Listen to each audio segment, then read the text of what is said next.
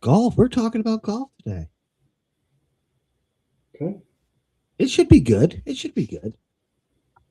I I have I no hope doubt. so, at least. So, good evening, ladies and gentlemen. Welcome to Back Nines Bedtimes and Bourbon. My name is Steven. Joining me today is Michael, who wants his own cheer squad. Today, we're going to We're be not. continuing ABCs of golf, and we're going to be talking about assessing, addressing, and approaching a hole. Joining me is Michael. He just hasn't said much. Sorry, I don't want a whole cheer squad. Forget it. Don't even believe anything he says. A is for asinine, which is what that comment was. Oh, yeah? Yeah, but if you what is it? How many kids do you have to have for you get like a state assistance, like a minivan or a 15 pack bus? Probably 13. Two adults and enough kids to fill the rest of it. So Which means I'm good. minorly off topic. I was stopped at a gas station. This had to be about 4 or 5 years ago, and it's like will always stick out to me, right? And it was literally like a 15 passenger van that you would see like a church van use, Yeah. right? And it had the stick figures across the back, and it Oh, was oh yeah, oh yeah, and it was 14 kids or something like that was a license plate like customized. oh my gosh. How did they And afford it? I yeah, you know, so I was like, I wanted to like go up to him and be like, you know what caused that, right? I mean, if you haven't figured it out yet, we're gonna have some problems. Or I want to yell at the guy just to get off of her, like, you know what, you're Right. weak, but Sorry, I'm just sipping on some whiskey here. that's fine. I got me some amaretto and Sprite. It's Whiskey Wednesday, so It is whiskey Wednesday. That is correct. So the reason why I picked these three words for the letter A is because they all kind of go together. And when new people pick up golf, they tend to do it in a manner that I guess it's like they pick it up because their friends are playing it, and then they get out there and they just like swing the club, and their friends kind of give them this. I don't want to say half-assed advice because I've given advice to people, but like no one really sets them down and talks about like these three basic fundamentals of golf that start before you even step out of the golf cart. So there's two words that basically sum this up. It's called course management. okay. So assessing a hole or assessing a course. So if you and I had a tee time, right? We get out there. We'll say we have an 8 o'clock tee time. And this is a golf course I know, right? Yeah. I say we have an 8 o'clock tee time. Before you step out of there to tee off at the first hole, I'm already assessing the course, and so should you. Right? Okay. We pull up to the hole. What's the first thing you see is a sign on the hole, gives you the distance. It gives you the distance, and doesn't it also give you a shape? So dog leg left, dog leg S- right, any Some of them, obstacles. do, some of them don't. Like some of the golf carts will Hmm. have hole position for each hole depending on the day of the week. Okay. So like, or maybe not day of the week, but there's some courses I go to and they're like, hey, all the holes are in position one. So you when you get in a golf cart, it'll have 18 holes on there on a little printout, and it'll show you where position one, two, and three is on the green. Yep. But you're not only just assessing the yardage and whether it's a dog leg right, which is a shot that goes to the right, or dog leg left, which is a hole that goes to the left. You're also assessing time of the day, the wind, and the grass. And the grass actually plays a huge difference in this. And I see people and they don't quite understand that when I say, hey, is the grass wet or dry? Is it high or is it cut short? because it makes a difference. I mean, don't you even want to look more into just whether or not the grass is wet, but also whether or not the greens, if it's earlier in the morning versus later in the day, they're going to be softer, harder. That's going to affect how the ball rolls after it hits the green. Mm-hmm. Well, have you had rain in the past few days? Because if you haven't had rain in the past few days, it's hitting on concrete.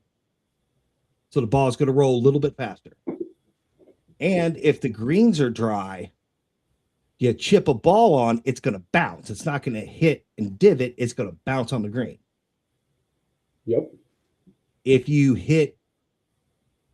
the grass is wet in the fairway, oh man, my camera is doing its automatic adjustment thing. I keep turning it off, but it keeps turning itself back on. So I'm going to fix this while we talk. If the grass in the fairway is cut tall, you're not going to get as much roll. If the grass in the fairway is cut short, you're going to get more of a bounce and more of a roll. If it's wet, you're going to get a bigger roll to some degree. So like, you know, this type, yeah.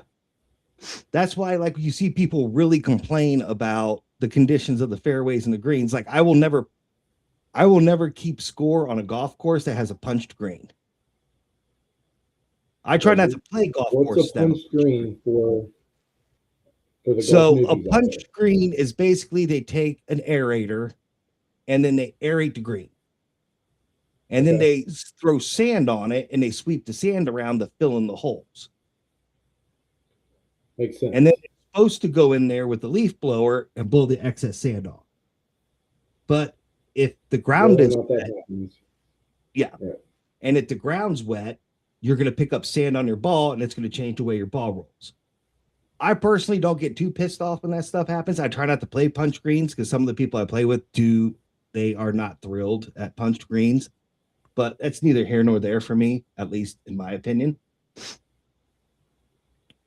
You're also taking into account when you're assessing the hole, you're also taking into account hazards, trees, bunkers, water, and out of bounds, because those add strokes to your play. I'm familiar with water and out of bounds. Thank you. Well, you live at the beach. You should be familiar with sand. Oh, normally I miss the sand at the golf course and get way far past it. I mean, like into the trees. Now, if they put a bunker in the forest, I probably would find that one. Well, so depending on where you play, depending on who you play with, there's some people I play with, like, we don't have penalty strokes. You got 2 minutes to find your errant golf ball. If you can't find it, drop one. And if you tell me golf balls are too expensive, I just bought 24 of them from Amazon for like $18. Those are the golf balls I need because I lose them all the time. There is also whether or not the fairway is narrow or wide. Doesn't matter. I'm not hitting it. Go ahead. Well, and that's what we'll get into, right? And the reason why some of this stuff matters is because we're getting into some more knowledge that you have to have about yourself, because before you pull a club out of your bag, you should already know where you want your shot to go roughly. Now, granted, you have a 33% chance of sending it left, right, or center, but you should still know roughly what to do. So, like, I know enough about myself that I've got a 67% chance of slicing it right and a 33% chance of not. You're an over-the-topper, I see. Sure. When you swing your club, instead of swinging like down and across, you swing like you're swinging a baseball bat at the ground. Oh yeah, definitely. Yeah, so you swing over the top. Yeah, I swing a golf club like I swing a baseball bat. I learned to play baseball long before I started playing golf, and it carried over. No, same here. So for example, if we were on a golf course that I play, we'll use one for example. If I was to take you out to my what I consider my home course, like the course I go to when I want to mess around with my clubs, practice shaping shots, stuff like that, right? there's a par 5. It's on the 3rd hole. And I know that on this particular par 5, 2/3 of the way to the green, there is a hill that the ball will roll down, and it will roll directly into a creek that intersects the course. Okay. So I don't hit. Even if I can't drive that far, I'd find it. Go ahead. So when I hop out of my cart and tee my ball, it's a narrow fairway. I've played it before, and I would tell you, like, if you asked, I would tell you. You know, it's a narrow fairway, and you want to drop the ball either right at the crest of the hill or right before the hill. Because literally the drop straight down is like driving down a mountain pass in a golf cart. That's how steep it is. It's to the point to where if you go down it too fast, you hit the brakes on the golf cart, the brakes start to squeal. So, I mean, it sounds fun.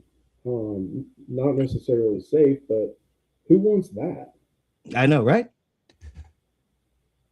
So I know with my driver, if I drop it, my driver, I average about,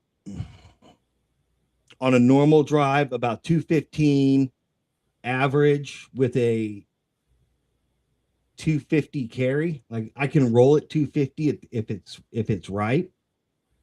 But I know that if I hit that ball and it crests over that hill, it's going into the creek. So I got to drop it short. And then when you get up to the top, are you clubbing down? No, I just swing less. Okay. The reason, yeah, I mean, there's no need to swap your driver out. All you got to do is just swing slower. Most people don't realize that drivers and fairway woods and stuff like that, those are old man clubs. They're designed to flex. You do not have to swing for all it's worth. You're not on the PGA if you're playing at a public course. That's all I'm going to say. Okay. First of all, you don't know my life. I've met your wife. You're not on the PGA. Okay, I'll concede that point. Fair enough. Okay.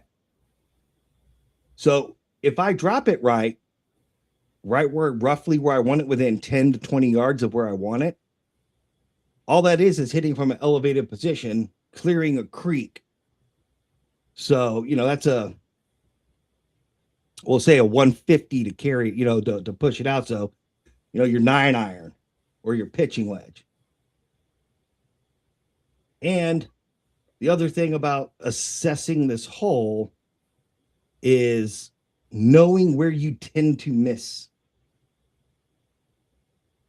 So, right, like you said, if you're swinging your driver and you know your driver's got a 2/3 chance of going right, then you need to aim a little left. But at the off chance that you like aiming left all the time. Yeah. So I had to learn to miss left.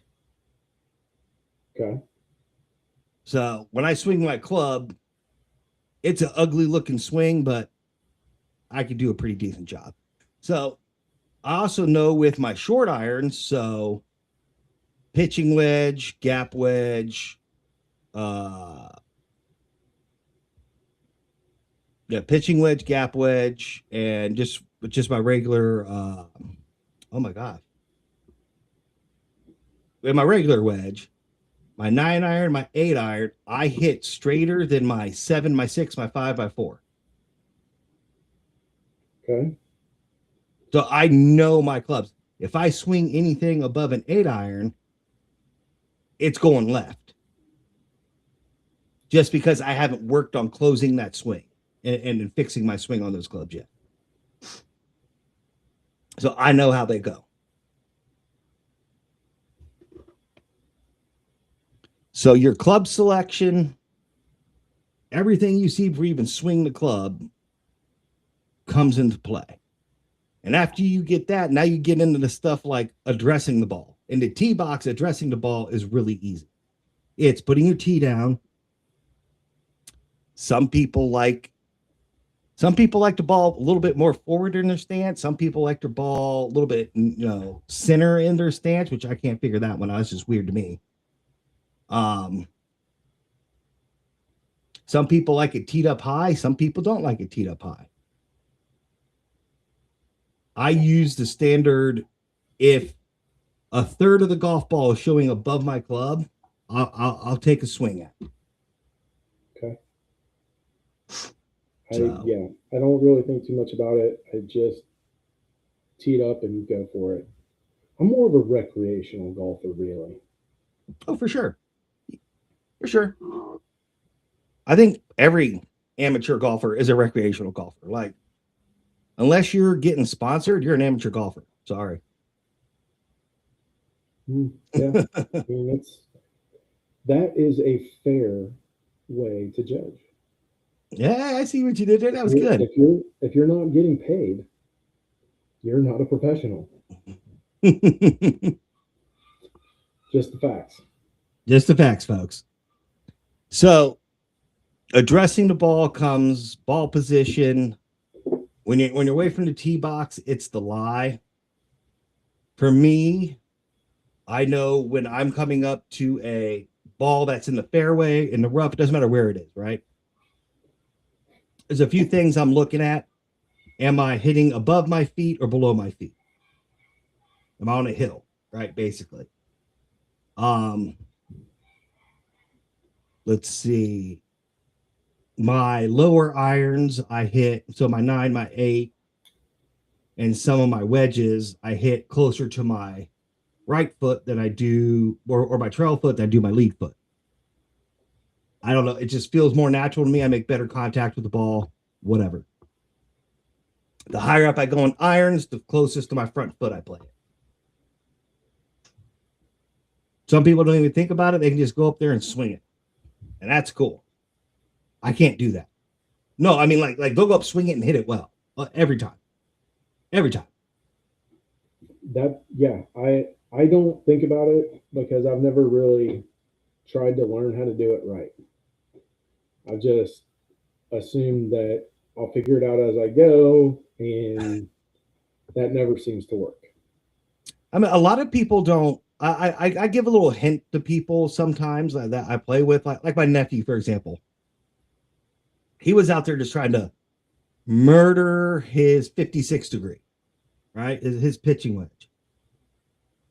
Or sand wedge. 56 is almost a sand wedge, right? I have that in lieu of a sand wedge. But anyways, he's trying to murder the damn golf ball with it. And I was like, what are you doing? I said, you don't have to swing like that. So I showed him real quick, like,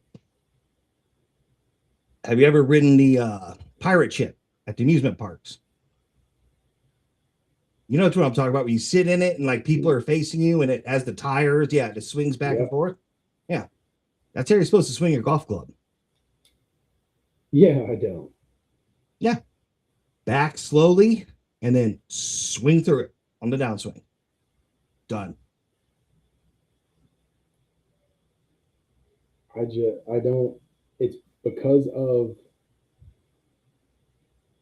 playing baseball for so long, and then even as an adult playing in softball leagues, like I tend to rotate my shoulders too much. So I get the club off of that perfect line very easily. And it takes time to break that. It takes time and a lot of time on the course. No, not really. I disagree. You don't think so? Huh? Or driving range. In 20 balls, I can straighten out your drive. But am I going to remember it next time? Yeah.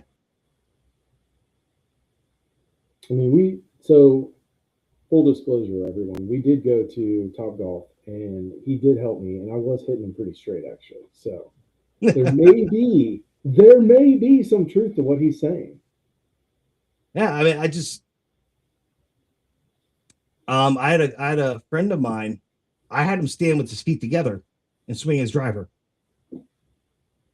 Oh wow. Okay. And then I had him start like an analog clock, right? You're looking down at the ball, right? I had him swinging from shoulder to shoulder, standing with his feet together. And then as he made contact with the ball and it started flying straight, I had him just move his trail foot back a little bit. Then he swung another one. Move a trail foot back again. Then he swung another one. It just got him out of his head. That's all. Did you do the tin cup and put all your change in your left One pocket, break all your clubs? Yeah. No, I didn't do that. Did not do that at all. But Cheech knows, man. Cheech does know. So addressing the ball's live, ball position in your stance, foot, hip, and shoulder alignment, your distance you line up from the ball, got to be pretty consistent with that. Your grip, the intended target line. Notice how I said intended target line. Yeah. Yeah. Wind and elevation, because that plays a factor. If you're hitting from an elevated tee box to a green at a lower elevation, your ball is going to fly a lot farther than you think it's going to fly. Where conversely, if you're hitting from a lower elevation to a higher elevation green, you need to put a little bit more ass in that ball than you would normally. Because now you're fighting gravity. Yeah, and if anybody's been in math class and drawing a graph, you know, it goes up, goes over, comes back down, and it's going to hit shorter if it's up here rather than if it's down here. For sure. So once you have all that in your approach and you take your swing and hopefully you factored in all this stuff, and most people do it very quickly and they don't even realize they're doing it. Like they'll stand for a shot and be like, man, the wind's blowing against my face.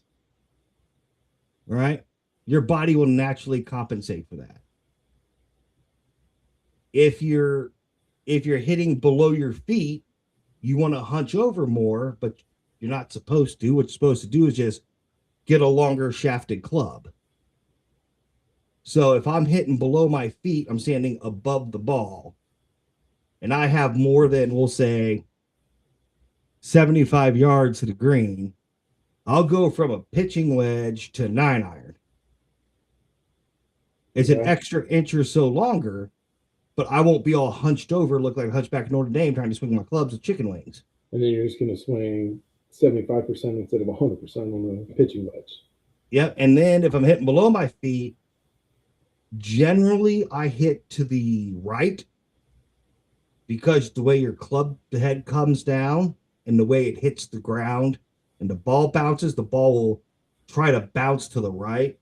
So I know I have to close that club face just a little bit more to get it to bounce off the hill and go the right direction. Hopefully. If I'm playing above my feet, I know that I need to close my club head a little bit more, go with a shorter club, because when I strike the ball, it's going to want to bounce off the hill and go even more left than I want it to go. So like it's like this kind of balance in between there when you're picking your shots, like wherever your ball lies, where you're picking your clubs. You know, and a lot of people just go with what their buddy's using. You know, I have a friend, he's got a rangefinder, and he's like, he'll stop the cart, like peek one leg out, drop his rangefinder in, and be like, it's 127.99 yards to the pin. And I'm like, cool. Like, I'll use his rangefinder, but his 129 yards is a different club than my 129 yards. If I put a full send on it, I can hit 129 yards with a 56 degree. Okay. I probably can't. I mean, I'm probably going 7-iron here. Maybe, maybe. I mean, it's whatever your club carry is. And that's where places like Topgolf comes in handy. While not 100% accurate, you can hit 10 balls with each club and then get your average carry distance and know what your average carry distance is per club. So I know, and I know this about myself. I'm not hitting clubs 100% because Mm-mm. I intentionally don't because it makes it even worse. It makes Because my slice even worse. because people don't realize golf clubs in the past 20 years are designed for older players in mind. They are very, very flexible. Even if you have a stiff shaft or a still shaft on your club, those are still lighter than any club produced in the early 2000s. It's just the way they're milled, the way they're manufactured, the way they're manufactured. Okay, good to know. So I should clarify before I continue that assessing the course is takes place before your first stroke, right? Every subsequent shot after that, you're going to be addressing the ball. However, on your make sure I say this right, on a par 5, it's usually the third shot. On a par 4, it's the second shot. And on a par 3, it's the first shot. Those are your approach shots. Because honestly, if you're on a par 3, if you need to get it as close to the green as possible on your first swing. If you're on a par 4, you have a pretty decent drive. You should be able to get it pretty close to the green by your second. Same thing on a par 5. Your third shot should be your approach shot to the green. Should be, not saying it happened. Oh, Michael's having a stroke. Yeah, that was fun. Cool. Anyways, so that being said, we're going to talk about your approach shot, which is the last of the 3. Your approach shot comes with a little bit of course knowledge, right? If you have in your cart where the hole is on the green, you should be able to look at that little what's it called, a little diagram, and if it's on the front half of the green and it's a downhill slope back to you on the green, you need to hit it behind the hole. Let it roll forward or let it roll back to you a little bit. If it's in the back part of the hole and there's no slope, it's mostly level, you want to put it on the front edge and let it roll or bounce.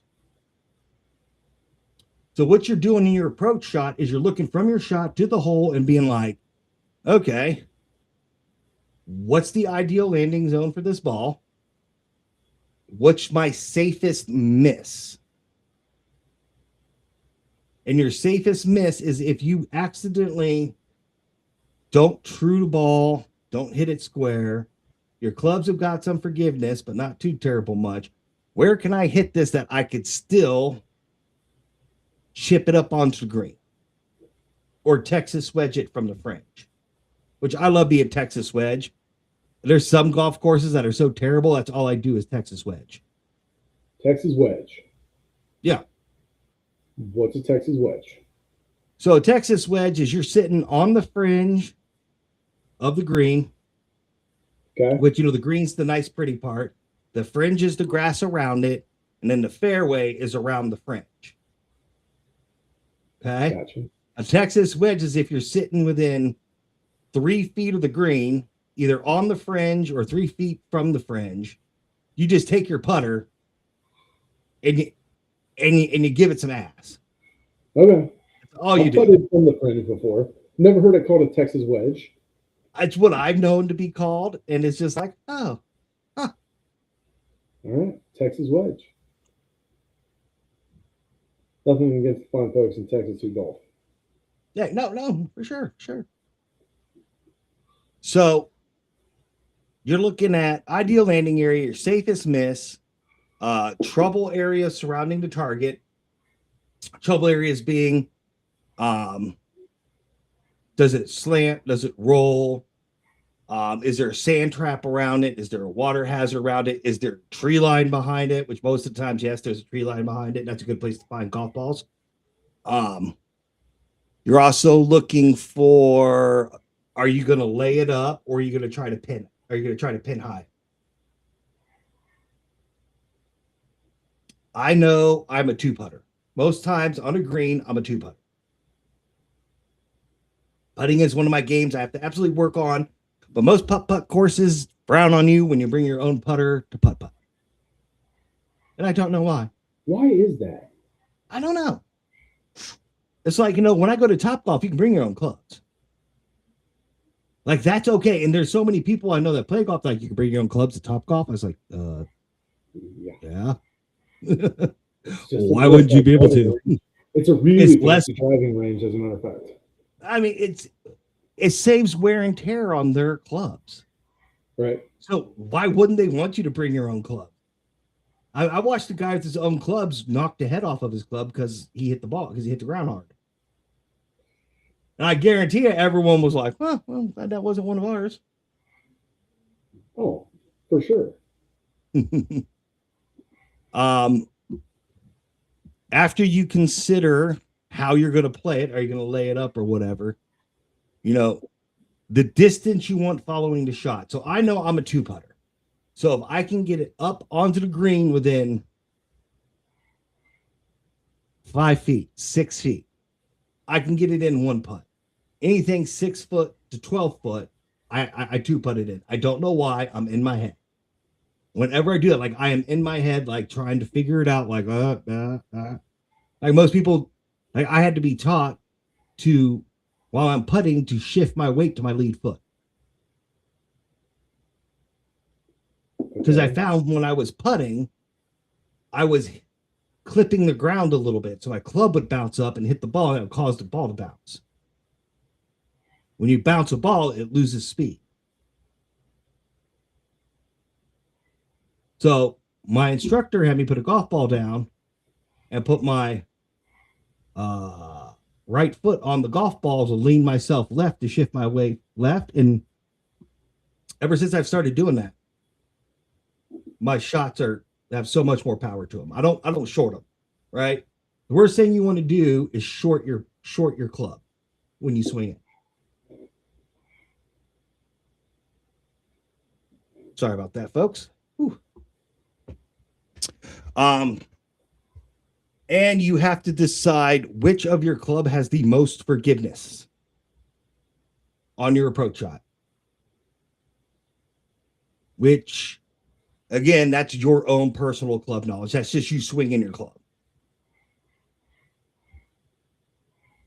Okay.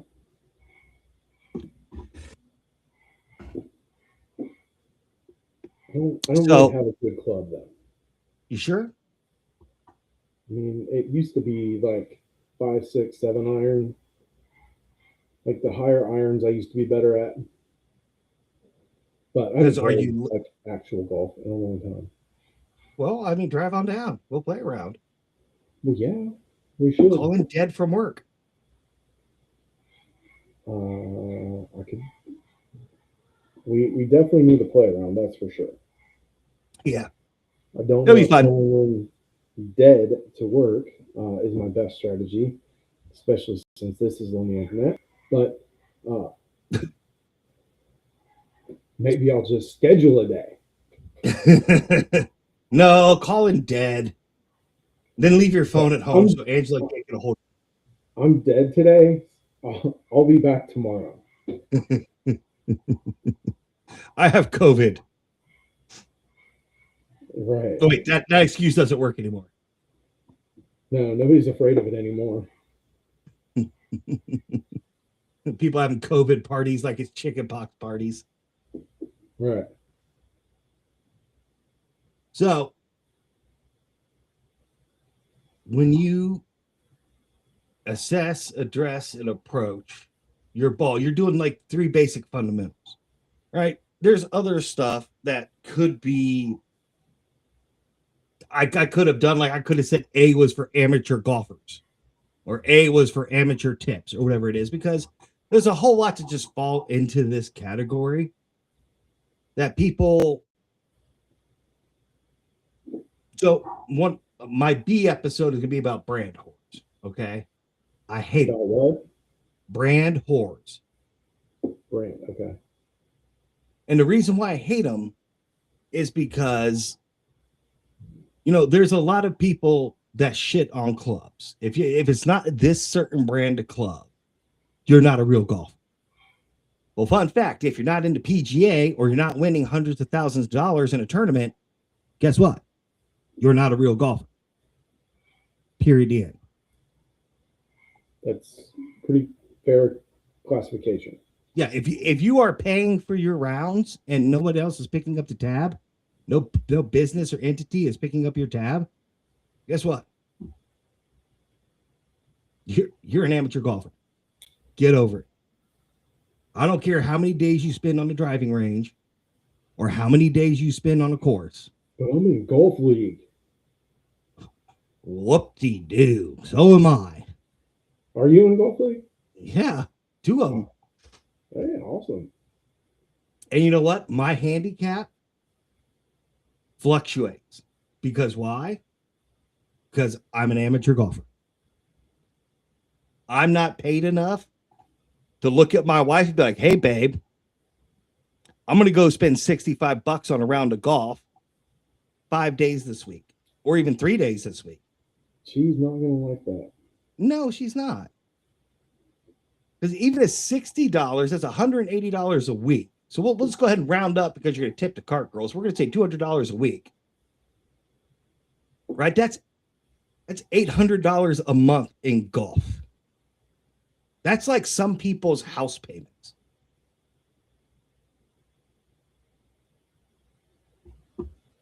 So yeah, no, unless you have someone else picking up the tab, you're an amateur golfer. When I see people start to play golf, I give them the best tip that nobody gave me. I don't care if your club is 15 years old. Go get a pair of grips put on. Okay. So why? Well, how the club feels in your hand will dictate how you swing it.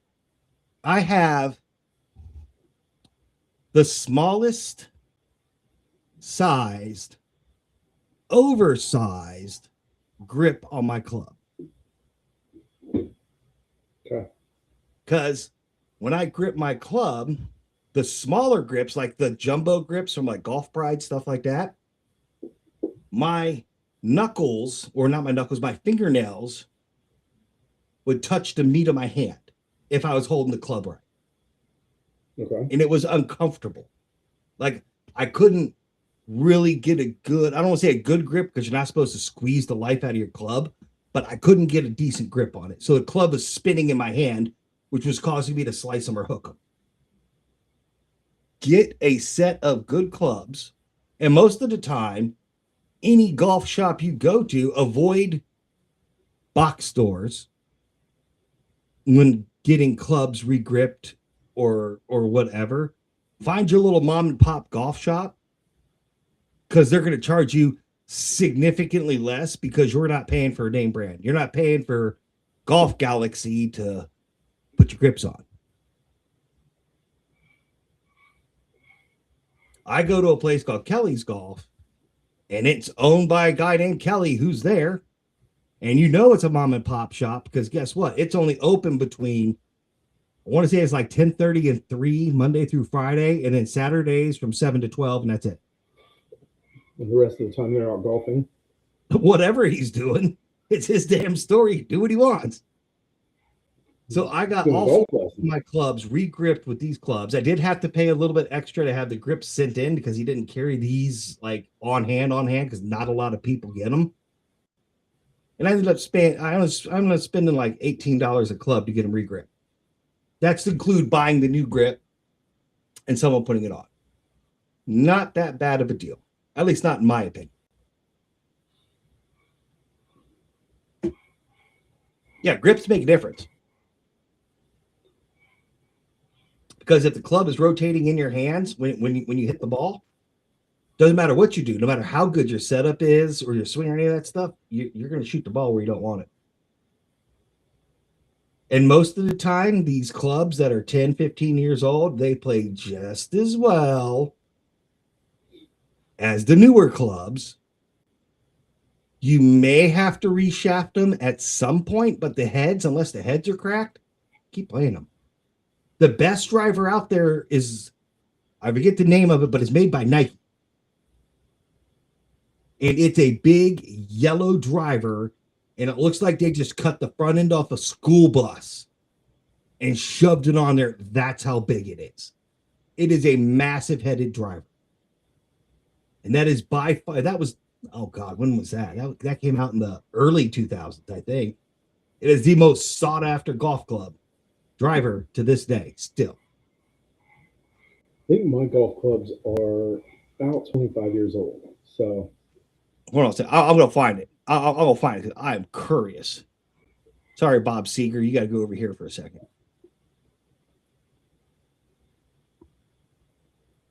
Yeah, grips, golf grips make a huge difference.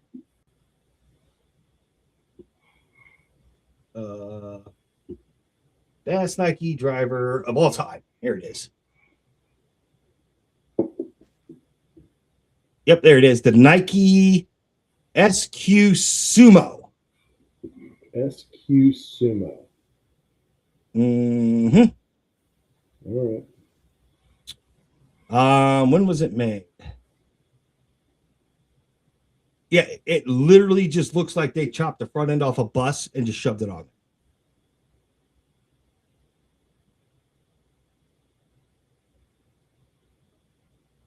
See how much this thing is still going for.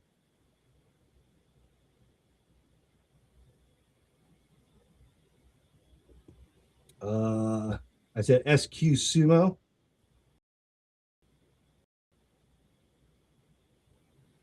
It's still average. How much is it? But below average is like $160. Yes, I'm seeing them used, and they look like shit for $189. 155 on eBay. They're up to as high used. They're up to as high used as $299. A brand new driver for that. Yeah. But look at but did you see a picture of it? Like, look at the face on that.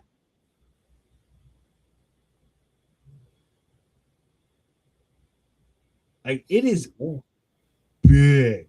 Like, you can't miss with that.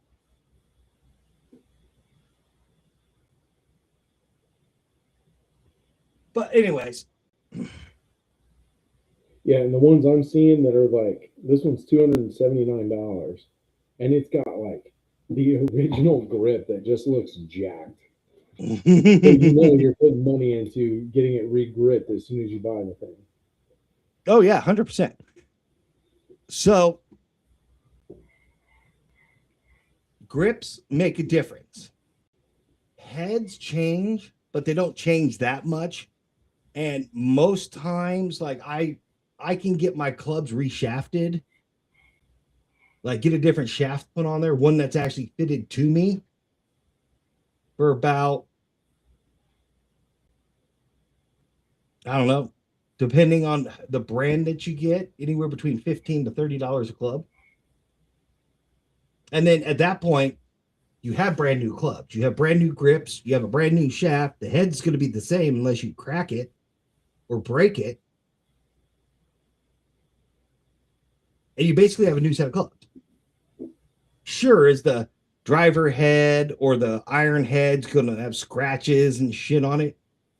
Yeah, but who gives a shit? You're an amateur golfer.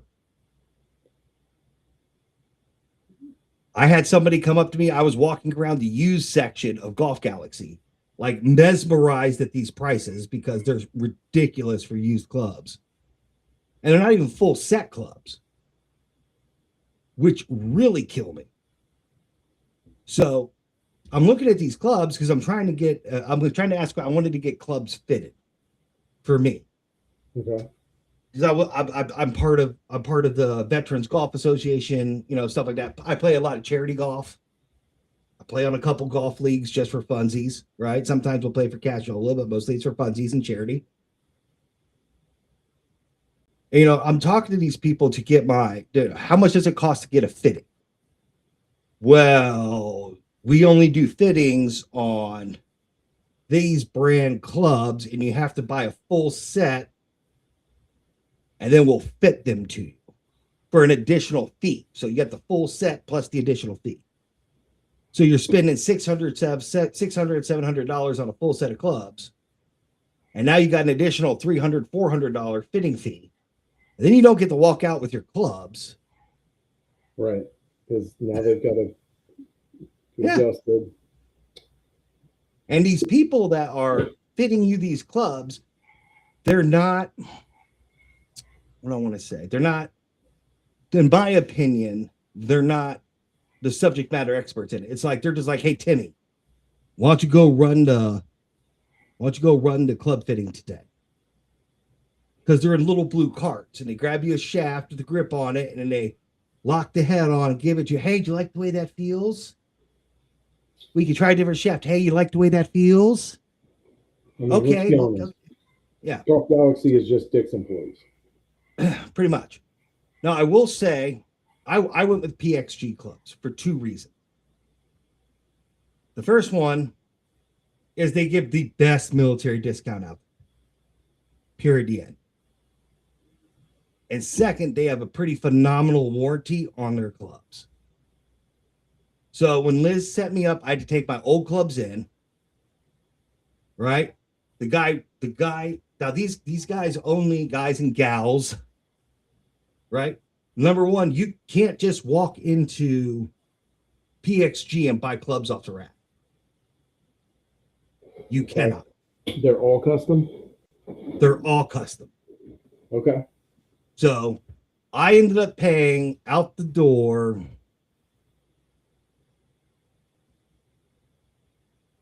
$14 clubs in a bag with warranty, all custom fit for a little under $3,000. But mind you, since I have had those clubs just this year alone, well, between last year and this year, I played over like 400 rounds of golf. There's some days I play 2 rounds in a day. And I've got hours. Those clubs have paid for themselves. It's still a steep investment because, just the way it is. What was that? Yeah. I don't know. Someone's beeping. I'm dinging here like I got an email. Oh, cool. So I went with them, and these guys only deal at PXG clubs. Golf Galaxy has TaylorMade, they have Callaway, they have Nike, they have Ping, right? These guys at PXG, they only deal with PXG clubs. The guy got in there. I had to bring my golf shoes. I had to bring my clubs, my bag, everything. Before he even offered me a club or anything, he went through my bag, saw the clubs that I had, all right? Saw the shafts that I had on them, had the grips, saw the grips I had on them. And then he's like, okay, try this 7-iron. Give me 5 swings with your old club, and then give me 5 swings with this new club. The exact same length, the exact same weight, everything. Okay. So I did. And then he's like, okay, let's change the weights in this PXG club. He changed the weights of the PXG club. I hit it straighter. I hit it farther. He goes, let's switch this shaft out. Give me 5 swings with this shaft. All right, give me 5 swings with this other shaft. Which one do you like better? Which one do you like better? Same thing with my drive. Sounds like straighter and further are good attributes for what you want out of a golf club. Pretty much. But like, he didn't try to upsell me on anything. how does this one feel? He's like, these are, let's start you with the I don't want to say the bottom tier irons, but let's start you with the cheaper set of irons to see if we can dial those in for you before we try to get you to buy our latest generation of irons, our latest generations of shafts. Yes, let's do that. Let's go with the Yeah. let's go with the less expensive and then build our way up. Yeah. So it took about 2 hours to do the fitting, right? He didn't offer me a club that was not in my bag. Like I have no fairway woods in my bag. I have no hybrids in my bag. I have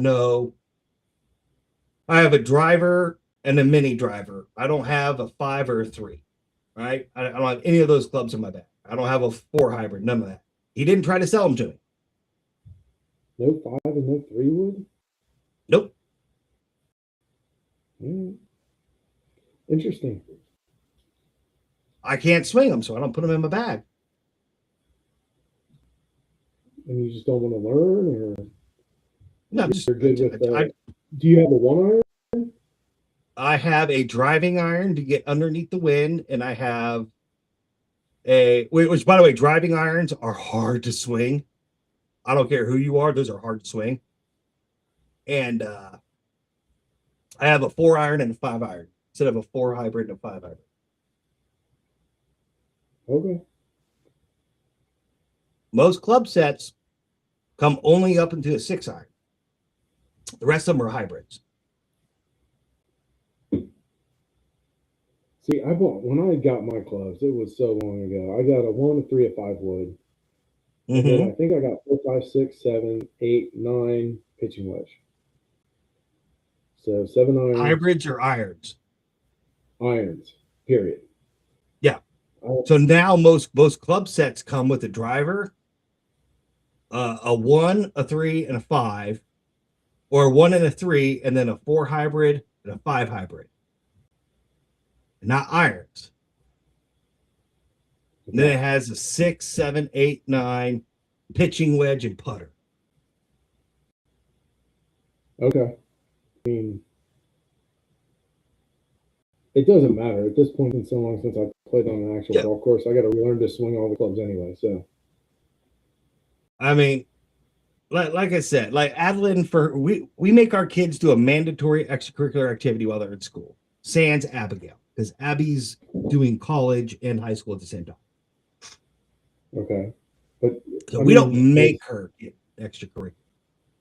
But doesn't she play an instrument, and doesn't that count, or does she not do that? Well, I mean, she has them in her room, yeah, and she does play them. But like outside of a school, she doesn't play them as part of like the band for school or anything like that. No. Oh, okay. So Adeline this year for her mandatory school, for her mandatory extracurricular, she wants to have golf lessons once a week. And I'm like, oh, break my heart. I got to take you to the golf course. Oh. You could just take her out to the driving range at the end of the driveway. You teach her. Well, charge her mother a steep fee. I'll be paying it for it to the day I die. But no. There's the same lady that taught me that I've been using for my lessons will teach her. I do have to take Adeline to Kelly's golf with her club, with all of her clubs, and have them make sure they're the right length for her and the right shaft. That's a good sound. It's a good bottle. This is the Lucky 7 holiday toast. Oh, I really like you know how I signed up for that whiskey thing? No, I probably forgot.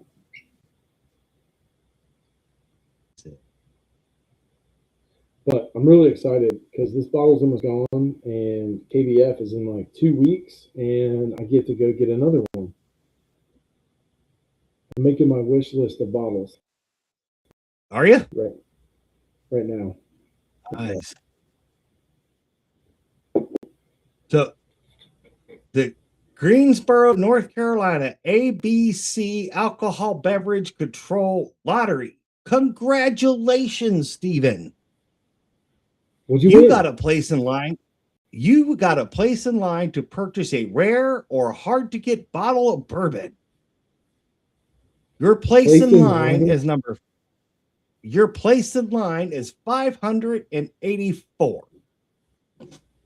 Winners may choose one allocated item to purchase. I do remember this. We talked about this last week. So, how many bottles are there, and where does this line start? Is it all online? I must park at a college campus, ride a bus. What? What?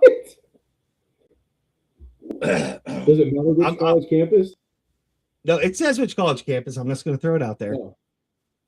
Lottery winners will line forms between 8:15 and 8:30. Name tags with each winner's place in line will be issued.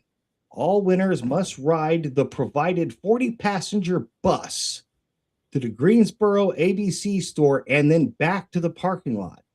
Do not leave trash in the college parking lot. No parking at the ABC, along the highway, sheets, or the apartment complex. Towing will be enforced. No overnight camping is permitted. Violators will be trespassed.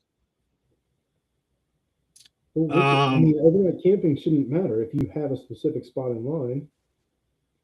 But I feel like 584 is a pretty bad number if it's only for the Greensboro ABC. Yeah, but let's math this out real quick because I love this part. There is a 40-passenger van, and I'm 584.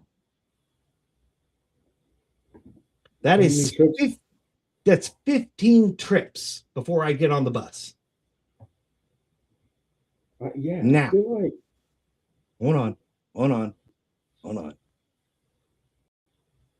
If the line opens at 8:15 to 8:30, we're going to say 10 minutes round trip.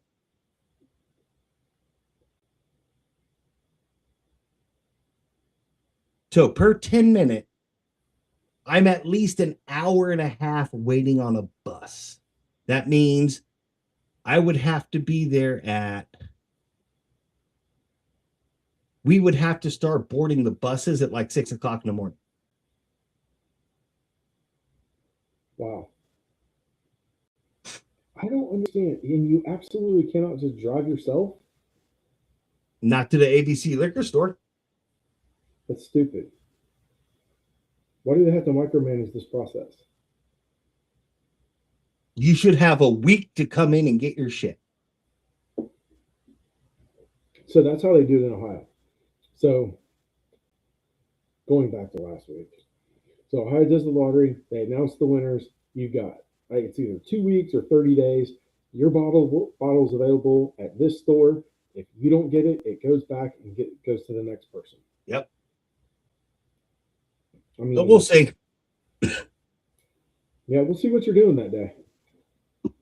I feel like you're not the kind of person that's going to go and sit in a line for a bus that takes you to stand in a line to maybe get a bottle of whiskey. I mean, I'll take my truck. I'll take my truck with a handicap plate to park in the handicap spot. They can't say anything to me.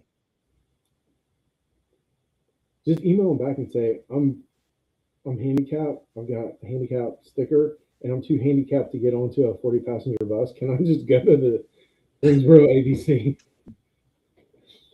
That's what I would do. That's what you would do. Well, ladies and gentlemen, thanks for hanging out with us as we talked about assessing, addressing, and approaching your shot on the golf course. Next week, Michael will take over with another letter, hopefully the letter B, if he knows how the alphabet works, when it comes to things bourbon related. I will take that and I will run with it. It's the letter B. I'm helping you out. Now that I know B, I'm going to write that down. Steven is a there, bitch. I got it. There you go. All right, ladies and gentlemen, thanks for hanging out with us. We will see you